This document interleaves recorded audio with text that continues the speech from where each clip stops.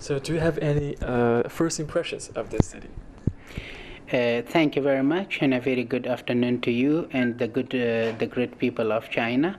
I am very pleased and thankful to the municipal government of Qingdao City for organizing and hosting this landmark conference on ICT and post-2015 education. We are very much impressed by the warm hospitality and by the good management and treating of the friendly people of China. Would you like to share with us the experiences of the education in your country? Thank you very much, sir. It is my pleasure and honor to state that the Ministry of Education has been able to transform the education, the defunct and disabled system of education of 2001, which was providing poor quality education to only 1 million children, only 1% girls, to an inclusive and responsive system of today that provide quality education to around 8 million children, of which 39% are girls. But the number of our teachers has been risen from 4,000 to 210,000. The number of our education institutions has been risen from 4,000 to around 16,000. Okay, I'm really glad to see that you're making great progress in your country's education, but no system can be complete. So what is the challenges of our education you're facing in Afghanistan? Thank you. As I have stated, we have gained a lot of achievements in education sector of Afghanistan. Despite these unprecedented achievements, we are facing with a number of pressing and daunting challenges. For example, we still have around 2 million children of our school age out of school. They remain out of school because of various reasons. And the second big challenge is that 50% of our teachers are unprofessional. They are lacking the required qualification, and around 50% of our schools do not have usable buildings.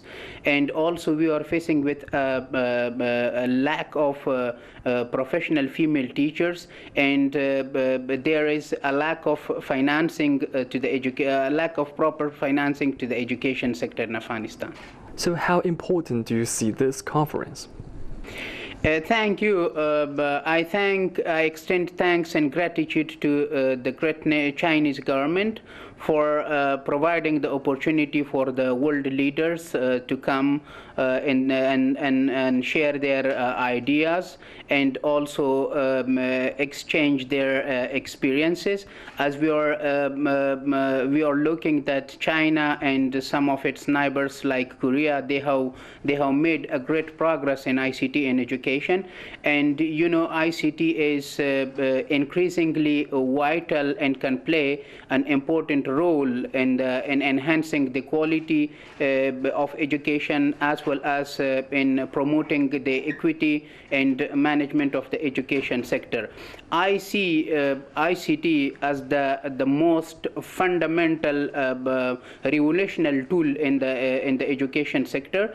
ICT, through the effective use of ICT, we can provide education, quality education to everyone, everywhere, and any time. And also ICT breaks the limits of time and space. As we can see, there's a lot happening in Afghanistan right now. So what is your request for the international community? Thank you very much. Since my country, Afghanistan, has been disturbed and affected by the 30 years of successive war and tyranny, therefore we are very much reliable to the support of our friends in the international community. And allow me, sir, to acknowledge with gratitude the fact that without the support of our friends in the international community, without the support of our partners, particularly China, we would have not been able to transform our education system and also bring tremendous changes, positive changes to our education system in Afghanistan.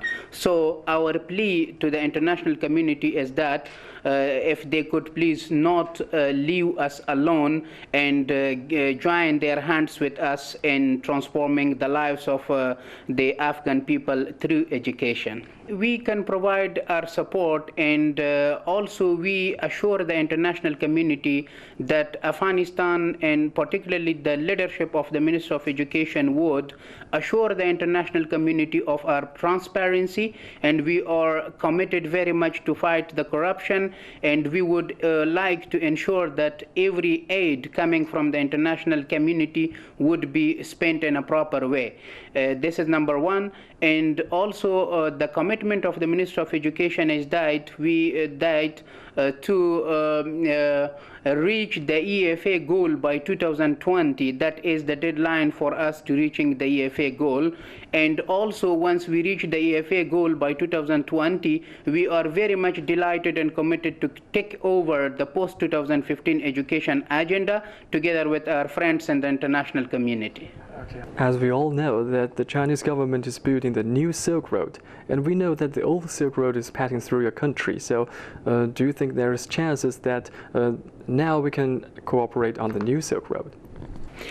We are particularly grateful and happy about this Silk Road initiative, the program, and this was discussed between the President of Islamic Republic of Afghanistan, His Excellency Dr. Ashraf Ghani, with the China's President.